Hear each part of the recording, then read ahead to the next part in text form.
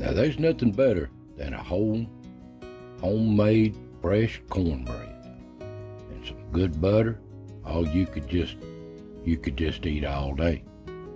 And a good old loaf of bread, fresh loaf of bread with your favorite meat, like a piece of bologna and a mater out of your garden.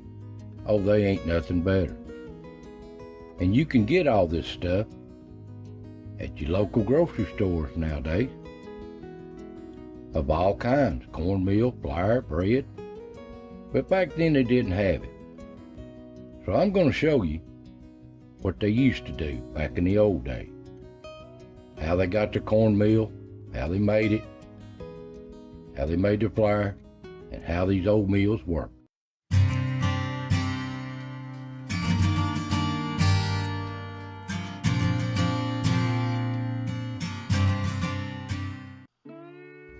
Out in the rural areas of America, away from the big cities, there wasn't many stores, just country stores here and there, but most people in these rural areas of these mountains are self-reliant, and they had been for generations.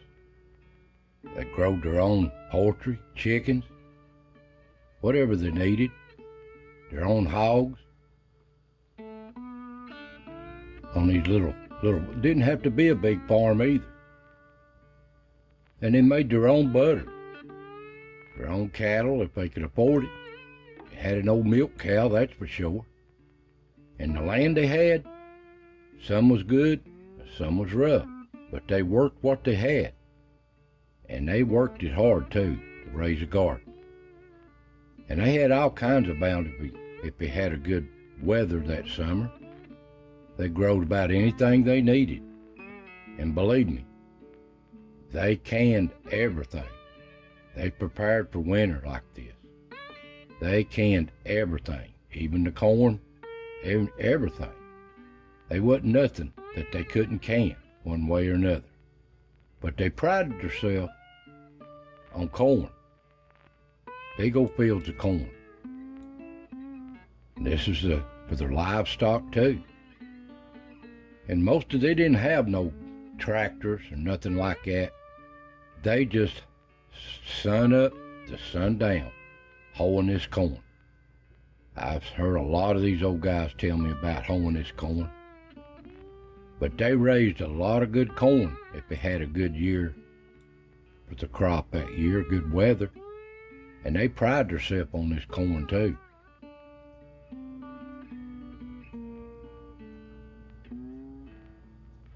And when they had a good bounty on these big places, they would sell it off to make some money. These mills would come in and buy this corn up. They would auction it off and mail it. But they kept a lot for themselves too, for their own livestock and for themselves. And they kept them in old corn cribs like this. To let them dry out after they shucked them. Just simple corn cribs.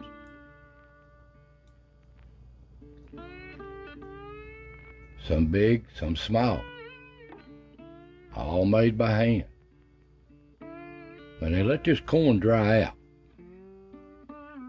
And they needed a lot of it to make cornmeal with.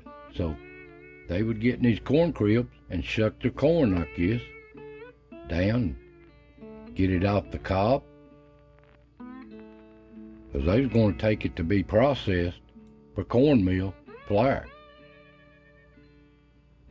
And every little community had a mill around. Some were big, some were small, some had 2 or 3 not far apart. Old mills like this. And some of them are still around today, but most of them are gone.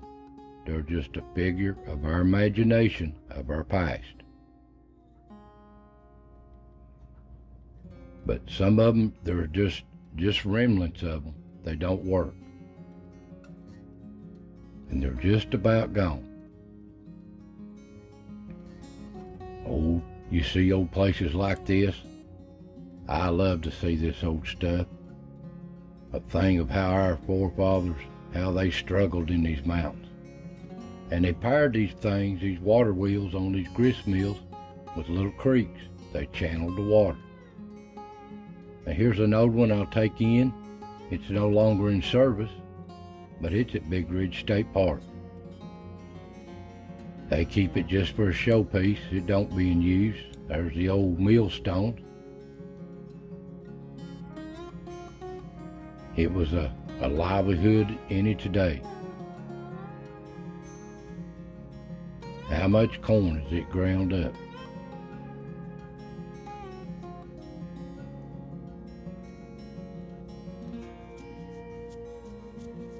Just things of the past. But they're still around. Some of them are still working too, just for collectors.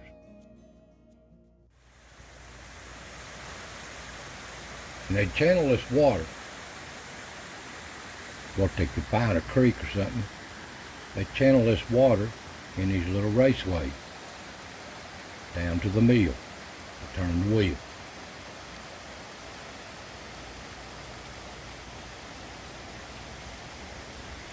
Some of them were long ones too. Some of them were big. Some of them were small. Pouring on the mill.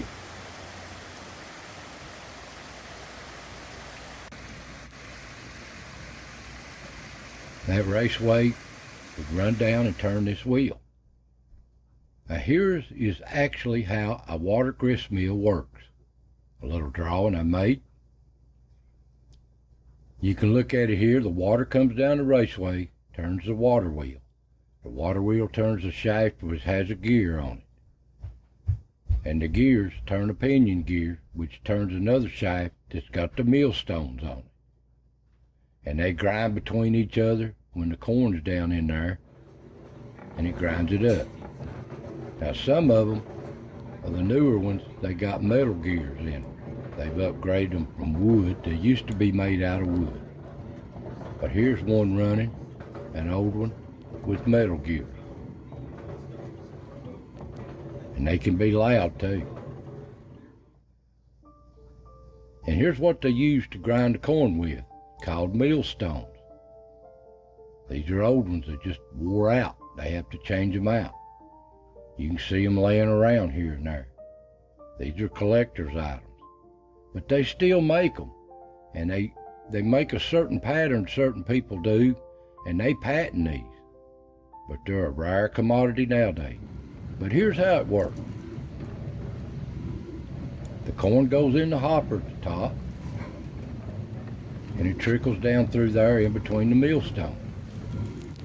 And between the millstones, it grinds it to a pulp, the corn meal.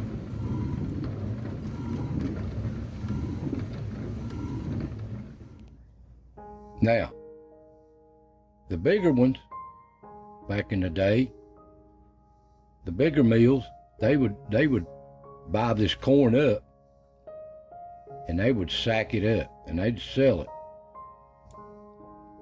Well, of course they use flour. They use different millstones. It's a finer powder. And they would sell these things to the little country stores in big sacks. And as time went on, people would buy more and more of that. They wouldn't go to these mills no more. They was just fading away. But I reckon they would put their flour and meal in sacks like this of different decorative colors, designs on their sacks. And these rural people, especially these women, they could make anything, sewing, quilts, clothing, and they would use this material. They'd save these sacks up, and they would make dresses out of it for their children. And you can't tell it from a store-bought. Some of them were just gifted women in these mountains.